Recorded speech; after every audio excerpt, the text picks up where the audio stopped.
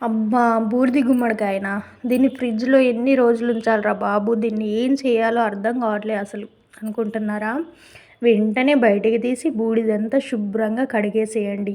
కడిగేసి ముక్కలుగా కట్ చేసి ఆ గువ్వం లాంటిది అంతా తీసేయండి. తీసేసి మన సోరకాయ గీక్కున్నట్టుగా ఇలా మంజూరు పైట పైన మంచిగా తురుముకోండి. తురుముకున్న తర్వాత కొందరికి గుమ్మడికాయ వాటర్ తాగాలని ఉంటుంది. కొందరు తాగుతారు గుమ్మడికాయ జ్యూస్. అలాగే ఇలా ఉన్న వాటర్ని తీసేసి తాగితే తాగండి, ఇంట్రెస్ట్ ఉన్న వాళ్ళు ఎవరన్నా. చిల్లుల గిన్నె పైన పెట్టుకొని మొత్తము పిండేస్తే కిందికి వస్తుంది. నేనైతే ఎలాంటి వాటర్ తీయలేదు, మొత్తం వాటర్ ఇందులోనే వేసిన, కుక్కర్లో వేసుకుంటున్నా. ఆ వాటర్ వేయాలి. వీలైతే ఇంకో హాఫ్ గ్లాసు చిన్న గ్లాస్తోని కొన్ని వాటర్ కూడా వేసి 3-4 విజిల్స్ రానివ్వాలి. వచ్చిన తర్వాత దాన్ని పక్కన పెట్టేసి నెయ్యిలో హల్వాకు కావాల్సిన పలుకులు, జీడి పలుకులు, బాదం పలుకులు, కిస్మిస్లు ఇలాంటివి ఏమన్నా ఉంటే అవి కూడా వేసుకొని మంచిగా వేయించుకోవాలి. వేయించుకున్న తర్వాత క్యారెట్ వేయదలుచుకుంటే మీరు ముందే వేయండి.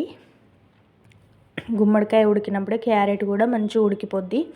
లేదు అని అంటే ఇట్లా నేనైతే నేతిలో గోలించుకొని వేసుకున్న. క్యారెట్ మంచిగా గోలిన తర్వాత ఈ గుమ్మడికాయది కూడా వేయండి. వేసి 1 కప్పు గుమ్మడికాయ తురుముకి 1 కప్పు షుగరు వేయండి. వేసి మంచిగా దగ్గరికి వచ్చిన తర్వాత యాలకుల పొడి వేసి కొంచెం ఉప్పు కూడా వేయండి. చాలా బాగుంటుంది స్వీట్స్లో ఉప్పు వేస్తే.